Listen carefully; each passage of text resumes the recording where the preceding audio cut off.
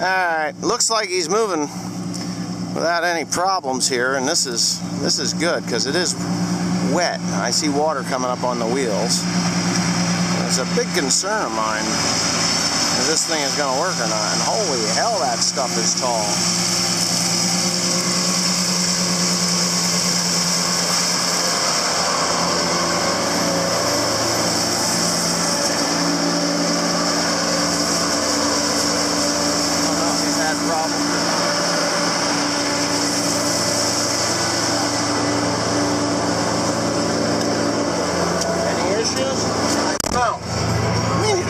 I don't know. Well, it didn't plug up, but put it that way.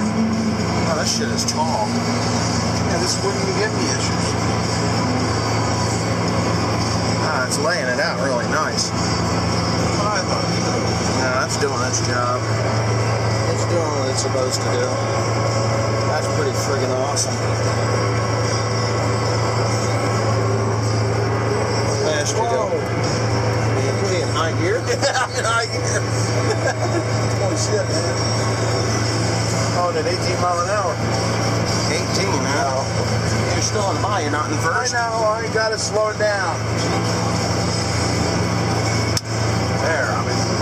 Yeah, well, you can't do that with a John Deere. You have to stop. Yeah, it's working. I didn't expect this hay to be this tall. I didn't. You know, the last couple of years, it's barely reached the top of it. I know. Oh. Well, you can get through this wet hole. Yeah, I got my problems. I should call Binkley and Hurst up and get them to send me one of those Comer boxes for that Gale. Comer box. Cutter bar. Oh. What do they want for it? It's about $5,000. You gotta have the damn mower going though. We're behind. Holy shit, look at this stuff.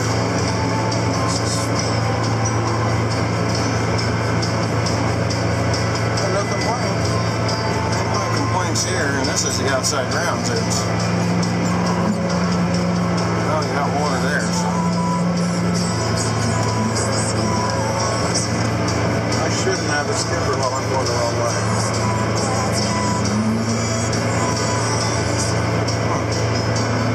Pretty heavy. Isn't this where they had the snow fence in The here? snow fence is here, yeah. This is where it actually got fertilized properly. That low spot that was so terrible, you can't hardly even see it here.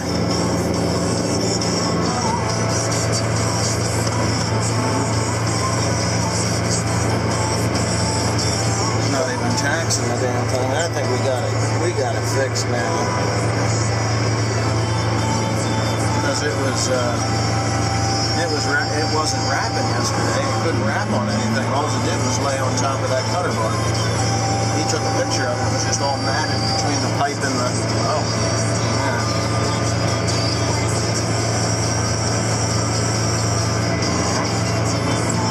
There's no bump there anymore. My hair's, yeah, here, club. Here I would club. Yeah, you'd have blocked it up. No problem. You see canary grass in this? Well, there's a lot of canary grass in there. I see it, especially when you're driving. Actually, the orchard is catching up to it.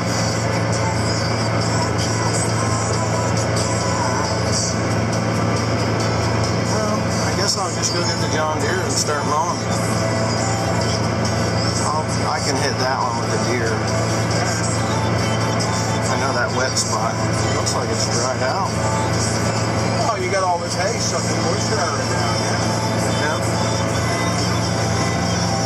Alright, well, that's that. Let me make the flip here.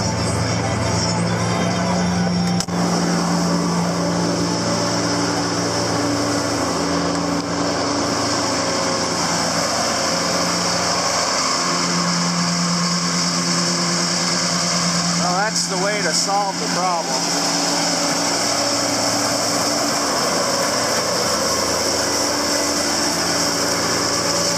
See it doing anything really other than just spitting it out. Now he has not been able to go this fast even in regular hay, you know, regular thickness hay. This stuff is up. I'm gonna point here. Now this is where he just, along the edge here, where he just mowed. This is my sternum. That's where it's at, and it's all like this. It's all like this. This had 60 units. 60. How many units? 30, 32, 64 units of nitrogen. 64 units of nitrogen on this field. Had potash at the rate of 77 units of potash, and it had sulfur. I forget what the rate of sulfur was. It was like, I forget what it is. I have to go look. Yeah, this is a mix of fescue, orchard, and reed canary. You can see the reed canary is here. Right here. This is reed canary. It's just starting to think about heading out. So we're probably just a little bit early with it anyway. So now I'm just going to go get the John Deere and head into it. We'll be both mowing. We'll knock down a couple hundred acres today. Alrighty then. Now we're going to be mowing in high speed.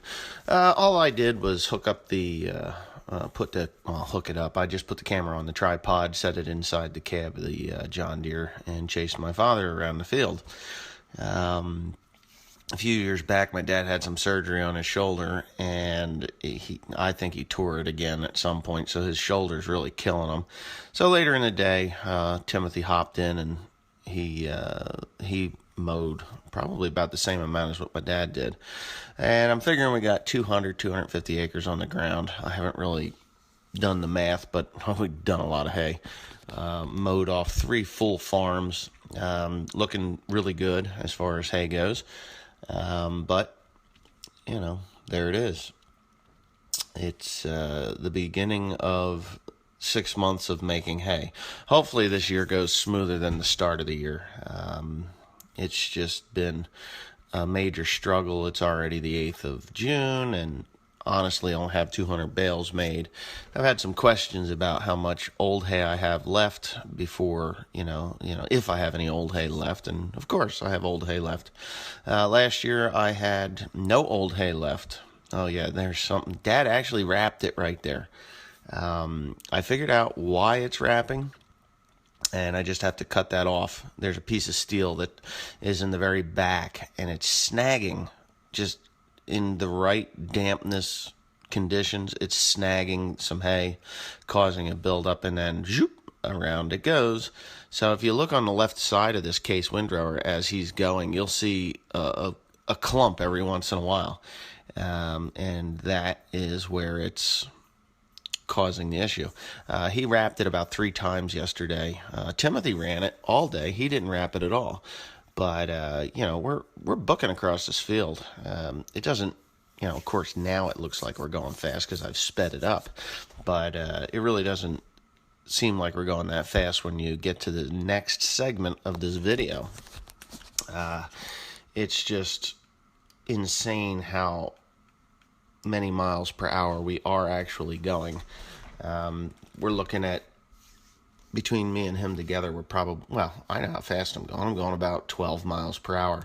And, you know, a lot of people don't go 12 miles an hour when they're baling or mowing or anything. Now, even when I'm baling with the Krone baler, I'll bale at 10 miles an hour, especially with this new baler or this new mower.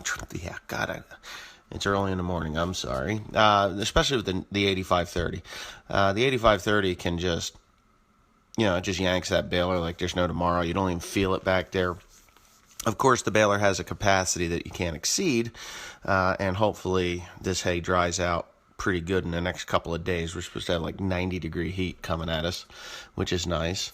And if you see this stripe in the field here, you got a little bit of a darker area to the left where Dad's mowing, and I'm actually directly below the drone. For some reason, it set up a little funny, and it didn't get me in the shot, which is, it's fine. You'll see me in a little bit. But if you see that greener stripe there, we had a malfunction with the sprayer, and Dad's sprayer, the Commander. One boom section behind the tank was not on. There was a broken wire, and it caused a little bit of trouble. So what I did was I came in with the big Hardy Navigator, and I did 2 swipes down and back, and it burnt the ever-loving shit out of this field. But as you can see, it made up for it where it was. You can see where it's a little bit less, green in color, and where I came down the headland of the field, it's a lot greener.